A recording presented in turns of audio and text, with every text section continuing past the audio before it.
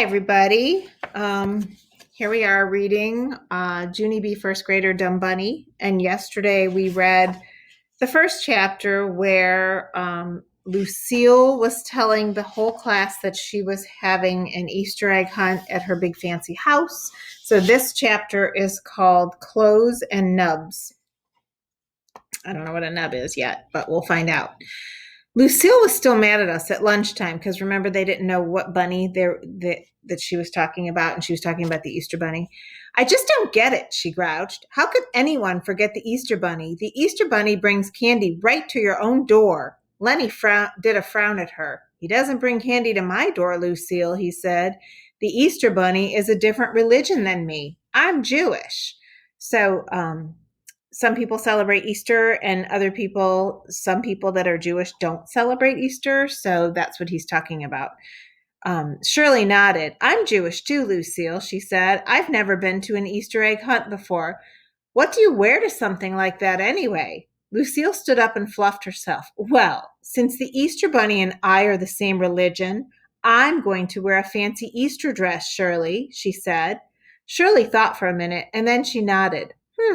Then I guess I'll wear a fancy Jewish dress, she said. Lenny's eyes lit up. Really, Shirley? You mean we have our own clothing line? He asked. And then he smiled. Then I guess I'll wear some fancy Jewish pants. My friend named Herbert tapped on his chin. Let's see, since I'm Presbyterian, which is another kind of religion, I guess I should wear Presbyterian pants, which there really isn't really Presbyterian pants or Jewish pants, not that I know of.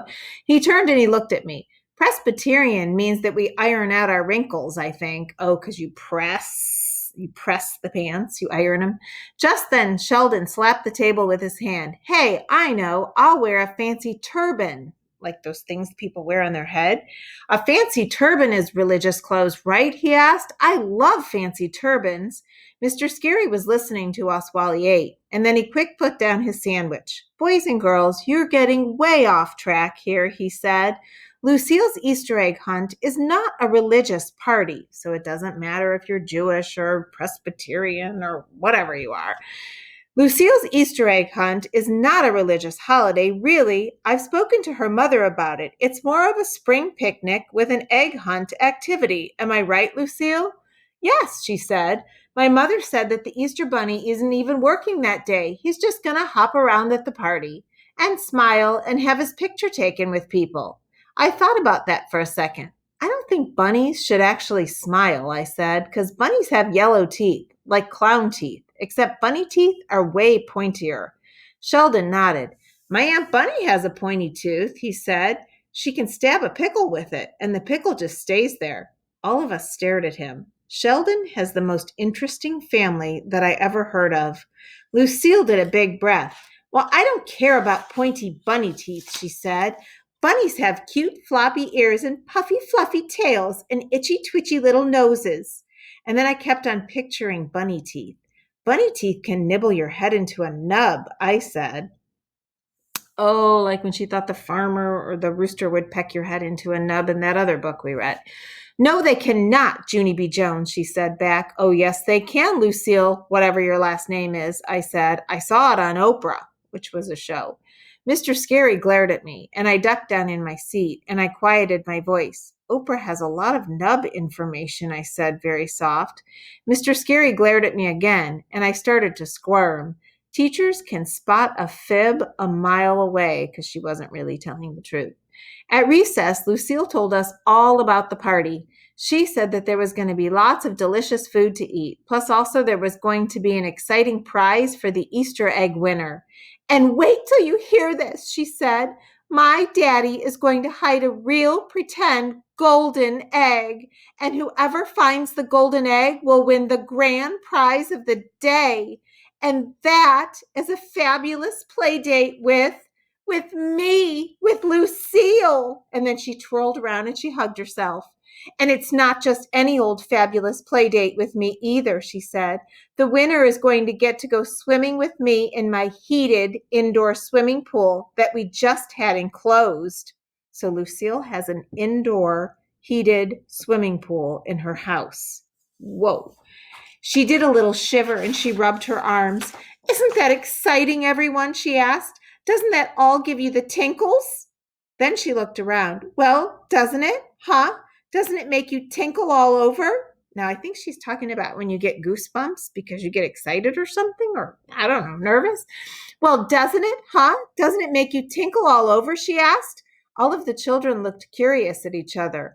Herbert rocked back and forth on his feet for a minute. I think you mean tingles, he said at last.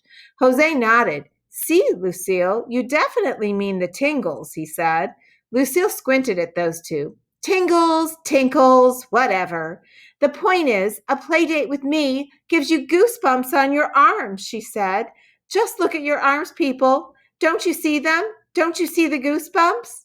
All of us looked at our arms, and none of us saw goosebumps. We waited, and we waited, real patient. And then finally, goosebumps, shouted Sheldon. I see goosebumps, Lucille. And then he ran to her and he pointed. Look, Lucille, see them? See the goosebumps? He asked. Lucille's face beamed very happy. Ooh, Sheldon! Those are the goosiest, bumpiest goosebumps I ever saw. Thank you, Chelsea. Thank you for the goosebumps, she said. And after that, she gave him a big hug, and she waved her fingers at everyone. Well, ta-ta, everyone, she said. It's time for me to go look at myself in the cafeteria window. Oh, boy. And then she shook her shiny hair and she skipped away. Sheldon kept on standing there. He was shocked from the hug, I think. And then all of a sudden his whole face lit up and he began to shout, Lucille, wait up. I'll look at myself in the cafeteria window too, he shouted. And then he took off skipping after her. I smiled to see that. I think Sheldon has a crunch on Lucille, I said to my friend Herbert. Do you ever hear that expression? Crush on? Well, she said crunch. Herb looked funny at me. I think you mean crush, Junie B. He has a crush on Lucille? I started to laugh. Don't be ridiculous, Herbert. It's definitely crunch. I am excellent at my expressions. Herb looked funny at me. I don't know why. And after a minute, Sheldon and Lucille skipped past us. So here's Sheldon chasing Lucille around because I guess Sheldon kind of likes Lucille, which is crazy. I mean, as friends, but they were smiling and giggling and chasing each other, and Sheldon was calling to her. Come back here, you springy little lamb, he called. I slapped my knee. Springy little lamb? He called her a springy little lamb. That's a hoot, I said. And May heard me talking. It's not funny, Junie Jones. Can't you see what he's doing? She said. Sheldon is trying to get in good with Lucille, so she'll tell him where that golden egg is hidden. He's just trying to win the play date to swim in her pool. She followed him with her eyes. He's not going to get away with it, though, she said. And after that, she cupped her hands around her mouth and she shouted after him. You can just forget about it, Sheldon Potts. I'm going to be the one who finds that golden egg, not you. I've got eyes like a red-tailed hawk. I looked very curious at her. May has a lot of bird parts, I believe. And also, I think she's cuckoo. And that is not name-calling because that is just the plain truth. So now May is saying she's got really good eyesight and she's got really good ears and they're like bird parts. So Junie B says she's got bird parts. So you see, Lucille is having the party. The winner gets the golden egg and the golden egg person gets to have a play date with her. And Sheldon is trying to get in good with her. And now May thinks she's going to try to get the golden egg too. But this is a great story, boys and girls. Wait till you see what happens about getting the golden egg. It's a good one. So the next chapter is called Waiting and Waiting, and it's about her getting ready to go to Lucille's party. So we are going to have to wait until Monday to find out what happens next. So you will just all have to wait and see. We will see you on Monday for Junie B time.